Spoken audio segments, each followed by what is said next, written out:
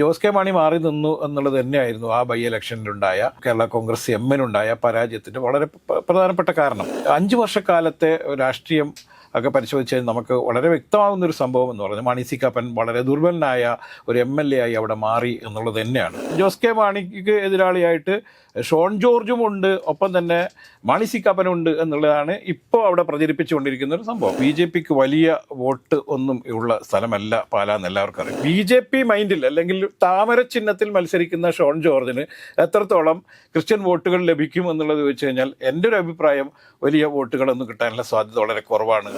ഈ കഴിഞ്ഞ 5 വർഷക്കാലം കൊണ്ട് അവിടെ പദ്ധതികളൊന്നും പ്രധാനമായും നടപ്പിലാക്കാൻ പറ്റിയിട്ടില്ല എന്നുള്ളത് മാണി സി കാപ്പനെ സംബന്ധിച്ചിടത്തോളം വലിയ തിരിച്ചടിക്ക് കാരണമാവും എന്നുള്ളതാണ്. UDFിലെ ഒരു പ്രബല വിഭാഗം തീർച്ചയായും ജോസ് കെ മാണിക്ക് അനുകൂലമായ നിലപാടുകൾ എടുക്കും എന്ന് തന്നെയാണ്. നമസ്കാരം. കേരളത്തിൽ ഇത്തവണ ഹോട്ട്സ്പോട്ടായിട്ട് ചർച്ച ചെയ്യപ്പെടുന്ന മണ്ഡലങ്ങളിൽ ഒന്നാണ് പാല.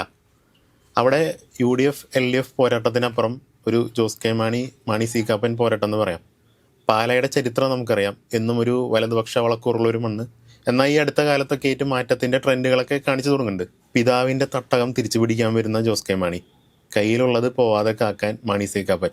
ഇതിൻ്റെ ഇടയിൽ ഷോൺ ജോർജ് ഉണ്ടെങ്കിൽ പോരാട്ടം മറ്റ് രണ്ടുപേര് തമ്മിലാണ്. അപ്പോൾ ഈ തെരഞ്ഞെടുപ്പിൽ പാല ആർക്കൊപ്പം നിൽക്കാനാണ് സാധ്യത? പാലയിൽ യഥാർത്ഥത്തിൽ മറ്റ് മണ്ഡലങ്ങളിലേക്ക് വളരെ വ്യത്യസ്തമായിട്ടുള്ളൊരു തെരഞ്ഞെടുപ്പ് നടക്കുന്ന സ്ഥലം തന്നെയാണ്.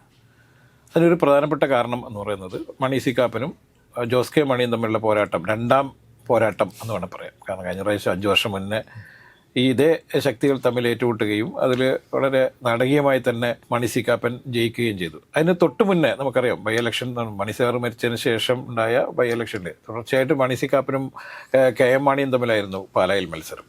പക്ഷേ ആ ബൈ ഇലക്ഷനിൽ എതിരാളിയായിട്ട് ഒരു ദുർബലനായ ഒരു സ്ഥാനാർത്ഥി വരികയും ജോസ് കെ മാണി മത്സരരംഗത്ത് നിന്ന് മാറി നിൽക്കുക, അദ്ദേഹം രാജ്യസഭാംഗം എന്നുള്ള നിലയിൽ അദ്ദേഹം മാറി നിൽക്കുകയും പകരം മറ്റൊരു സ്ഥാനാർത്ഥിയെ കൊണ്ടുവരികയും ചെയ്തു. അദ്ദേഹത്തിന് പിന്നീട് ആ പരിസരത്തൊന്നും കണ്ടിട്ടില്ല എന്നുള്ളത് വേറൊരു വിഷയം. പക്ഷേ ജോസ് കെ മാണി മാറി നിന്നു എന്നുള്ളത് തന്നെയായിരുന്നു ആ ബൈ ഇലക്ഷനിലുണ്ടായ കേരള കോൺഗ്രസ് എമ്മിനുണ്ടായ പരാജയത്തിൻ്റെ വളരെ പ്രധാനപ്പെട്ട കാരണം. അന്ന് മാണി സി കാപ്പൻ LDFിൻ്റെ ഭാഗമായിരുന്നു, ജോസ് കെ മാണി UDFിൻ്റെ ഭാഗമായിരുന്നു. പിന്നീട് കഴിഞ്ഞ 5 വർഷം മുന്നേ നടന്ന തെരഞ്ഞെടുപ്പിൽ നേരെ തിരിച്ചാണ് സംഭവിച്ചത്. അപ്പോഴും വിജയം ജോസ് കെ മാണിക്ക് അനുകൂലമായില്ല എന്നുള്ളത് ശരിക്കും പാലായിലെ രാഷ്ട്രീയം അറിയുന്നവർക്ക് വലിയ അത്ഭുതമായിരുന്നു. പക്ഷേ അവിടെ എന്താണ് സംഭവിച്ചത്? മാണി സി കാപ്പൻ ആ പ്രദേശങ്ങളിൽ ഉണ്ടാക്കിയെടുത്ത ഒരു വലിയ സ്വാധീനത്തിൻ്റെ ഫലമായും, മറിച്ച് UDFിലേക്ക് വന്ന മാണി സി കാപ്പന് അനുകൂലമായി LDFിൽ തന്നെ ഉണ്ടായിരുന്ന ചില കക്ഷികൾ തീരുമാനമെടുക്കുകയും ചെയ്ത് വലിയ രീതിയിലുള്ള ചില വോട്ടിംഗ് പാറ്റേണിലൊക്കെ ഉണ്ടായ ഒരു മാറ്റമാണ് പാലായിൽ ജോസ് കെ മാണി പരാജയപ്പെടാനുള്ള പ്രധാനപ്പെട്ട കാരണം. പക്ഷേ 5 വർഷക്കാലത്തെ രാഷ്ട്രീയം ഒക്കെ പരിശോധിച്ചാൽ നമുക്ക് വളരെ വ്യക്തമാകുന്നൊരു സംഭവം എന്ന് പറഞ്ഞാൽ മാണി സി കാപ്പൻ വളരെ ദുർബലനായ ഒരു MLA ആയി അവിടെ മാറി എന്നുള്ളത് തന്നെയാണ്. അതുമാത്രമല്ല, ജോസ് കെ മാണി നമ്മൾ നേരത്തെ കണ്ട, അല്ലെ 5 വർഷം മുന്നേ കണ്ട ഒരു രാഷ്ട്രീയക്കാരനല്ല. കുറച്ചുകൂടി തന്ത്രപരമായ തീരുമാനങ്ങളൊക്കെ കൈക്കൊള്ളാനും ജനങ്ങളെ കൺവിൻസ് ചെയ്യാനൊക്കെ പറ്റുന്ന രീതിയിലേക്ക് ജോസ് കെ മാണിക്ക് മാറാൻ വേണ്ടി കഴിഞ്ഞിട്ടുണ്ട് എന്ന് തന്നെയാണ് കണ്ടത്. LDFിൻ്റെ ഭാഗമായി വരുന്ന സമയത്ത് അദ്ദേഹത്തിന് വലിയ സ്വീകാര്യത ഉണ്ടായിരുന്നില്ല എന്നും നമ്മൾ അവിടെ കാണണം. പിന്നെ മാത്രമല്ല, പ്രാദേശികമായി പരമ്പരാഗതമായ LDFകാർ, അതായത് CPIക്കാർ വളരെ പ്രകടമായും CPMലുള്ള ചില ശക്തികൾ അവർക്ക് വളരെ ഗോപ്യമായും ചില എതിർപ്പുകളൊക്കെ ഉണ്ടായിരുന്നു, അസ്വാരസ്യങ്ങൾ ഉണ്ടായിരുന്നു. പിന്നീട് പാലാ ഭരണവുമായി ബന്ധപ്പെട്ടും ചില പ്രശ്നങ്ങളൊക്കെ ഉണ്ടായിരുന്നു. പക്ഷേ പാലാ ഭരണം നഷ്ടപ്പെട്ടു. ഇന്ന് UDF ഭരിക്കുന്നു. അപ്പോൾ UDF ഭരിക്കുന്ന സ്ഥിതിയിലേക്ക് എത്തിയത് ഈ അസ്വാരസ്യങ്ങളാണെന്നൊക്കെ എല്ലാ ആളുകൾക്കും അവിടെ അറിയാം. അതുകൊണ്ട് തന്നെ ഈ തെരഞ്ഞെടുപ്പിൽ മറ്റൊരു പ്രത്യേകതയുള്ളതെന്ന് നമുക്കറിയാമല്ലോ.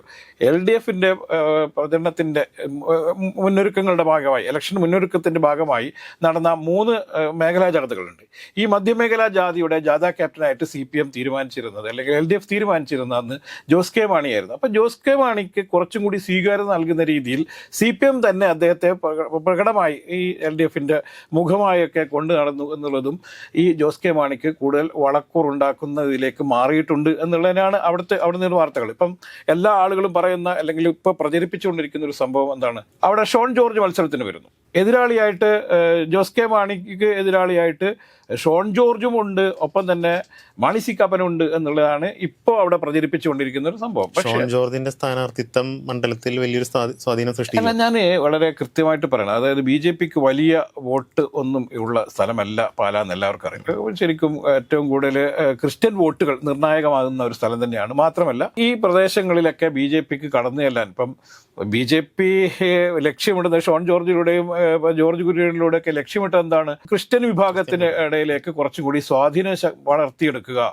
അത് PC ജോർജിനെയും അപ്പോൾ ഷോൺ ജോർജിനെയും അച്ഛനെയും അങ്ങനെയൊക്കെ ഈ തെരഞ്ഞെടുപ്പ് ഗോതയിലേക്ക് ഇറക്കാനുള്ള ഒരു പ്രധാനപ്പെട്ട കാരണം ക്രിസ്ത്യൻ വോട്ടുകൾ നിർണായകമാണെന്നറിയാം. ഈ ക്രിസ്ത്യൻ വോട്ടുകൾ, പ്രത്യേകിച്ചൊരു മധ്യ കേരളത്തിലെ ക്രിസ്ത്യൻ വോട്ടുകൾ അനുകൂലമാക്കി മാറ്റുക എന്നുള്ള ലക്ഷ്യത്തോടു കൂടിയാണ്.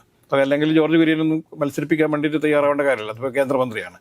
അപ്പോൾ അത്തരത്തിലുള്ളൊരു നീക്കം BJP നടത്തുന്നുണ്ടെങ്കിലും ഷോൺ ജോർജിനെ സംബന്ധിച്ചിടത്തോളം, ഷോൺ ജോർജ് നേരത്തെ ജില്ലാ പഞ്ചായത്ത് മെമ്പറൊക്കെ ആയിരുന്ന ആളാണ്. പക്ഷേ അന്ന് BJP-യിലല്ല എന്നുള്ളത് നമ്മൾ കാണണം. BJP മൈൻഡിൽ അല്ലെങ്കിൽ താമര ചിഹ്നത്തിൽ മത്സരിക്കുന്ന ഷോൺ ജോർജിന് എത്രത്തോളം ക്രിസ്ത്യൻ വോട്ടുകൾ ലഭിക്കും എന്നുള്ളത് ചോദിച്ചു കഴിഞ്ഞാൽ എൻ്റെ ഒരു അഭിപ്രായം വലിയ വോട്ടുകളൊന്നും കിട്ടാനുള്ള സാധ്യത വളരെ കുറവാണ് എന്നുള്ളത്. ഈ സത്യം ഷോൺ ജോർജിനും അറിയാം. അതുകൊണ്ട് ഷോൺ ജോർജും അല്ലെങ്കിൽ ജോസ് കെ മാണിയും തമ്മിലുള്ള ഒരു മത്സരമല്ല അവിടെ നടക്കുന്നത്. മാത്രമല്ല അവിടെ LDF UDF LDA എന്ന് പറഞ്ഞുള്ള ഒരു മത്സരമല്ല നടക്കുന്നുള്ളതാണ് നമ്മുടെ ഇതിൽ കാണേണ്ടത്. രണ്ട് വ്യക്തികൾ തമ്മിലാണ്.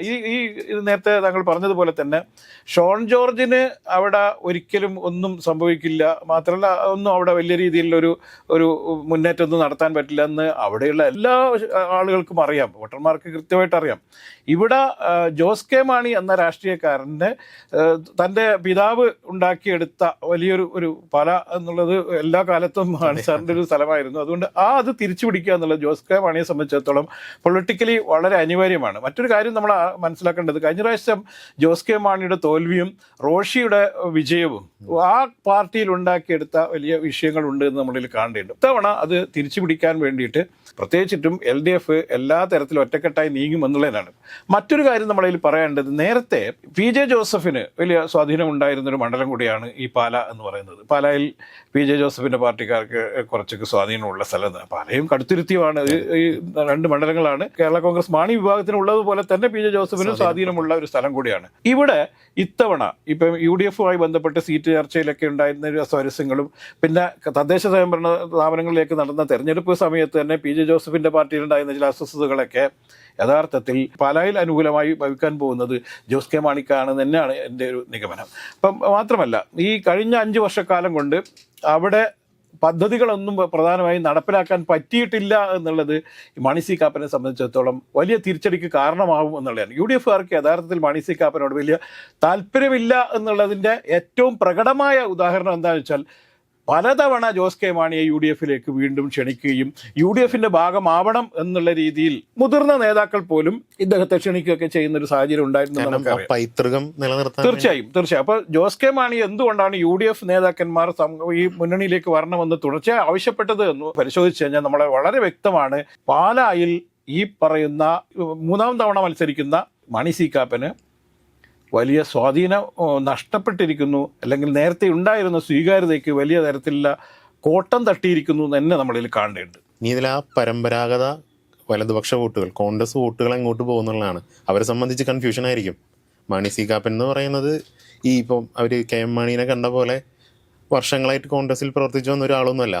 അപ്പോൾ തങ്ങളുടെ ആ പരമ്പരാഗത വോട്ടുകൾ ഇവർക്ക് മാണി സി കാപ്പന് ചെയ്യുന്നു, അതോ KM മാണിയുടെ അതേ പൈതൃകം പേറുന്ന ജോസ് കെ മാണിക്ക് ചെയ്യുന്നു എന്നുള്ളൊരു കൺഫ്യൂഷൻ ഉണ്ടാവും. അല്ല, അതിൽ നമ്മൾ കാണേണ്ട ഒരു വേറെ സംഭവം, ഈ രണ്ടില ചിഹ്നം എന്ന് പറയുന്നത് ഒരു തരത്തിൽ എല്ലാ ആളുടെയും അവിടെ ഉള്ള പരമ്പരാഗതമായ UDF-കാരുടെ കുറേ കാലമായിട്ട് അവർ കൊണ്ടു നടക്കുന്നൊരു ചിഹ്നം കൂടിയായിരുന്നു. ഈ രണ്ടില ചിഹ്നത്തോട് ഒരു വല്ലാത്തൊരു തരത്തിലുള്ള ഒരു ആത്മബന്ധമുള്ള ഒരു മണ്ഡലം കൂടിയാണ് ഈ പാല എന്ന് പറയുന്നത്. അതുകൊണ്ട് തന്നെ രണ്ടില ചിഹ്നം അങ്ങനെ ഉപേക്ഷിക്കുക. രണ്ടില ചിഹ്നം ചിലപ്പോൾ വലിയ ബുദ്ധിമുട്ടായി UDF-കാർ ചിലർക്ക് തോന്നിയാണ്. എങ്ങനെയായിരുന്നെങ്കിൽ കൈപ്പത്തി ഉണ്ടായിരുന്നെങ്കിൽ, രണ്ടിലക്കെതിരെ കൈപ്പത്തിയായിരുന്നു അവിടെ മത്സരിക്കാൻ ഉണ്ടായിരുന്നെങ്കിൽ ഒരുപക്ഷെ ഈ തരത്തിലുള്ള ഒരു വോട്ട് സ്പ്ലിറ്റൊക്കെ ഉണ്ടായേനെ. പക്ഷേ ഇത്തവണ ഉണ്ടാകാൻ പോകുന്നത് UDFിലെ ഒരു വലിയ പ്രബല വിഭാഗം തീർച്ചയായും ജോസ് കെ മാണിക്ക് അനുകൂലമായ നിലപാടുകൾ എടുക്കും എന്ന് തന്നെയാണ്. അതിന് കാരണം ജോസ് കെ മാണിക്ക് വലിയ സ്വീകാര്യത അവിടെ പെട്ടെന്ന് വർദ്ധിച്ചു എന്ന് അല്ല, മാണി സി കാപ്പന് അവിടെ വലിയ തരത്തിലുള്ള സ്വീകാര്യത ഇല്ലായ്മ ഉണ്ടായിട്ടുണ്ട് എന്നുള്ളത് നമ്മളിൽ കാണേണ്ടത്.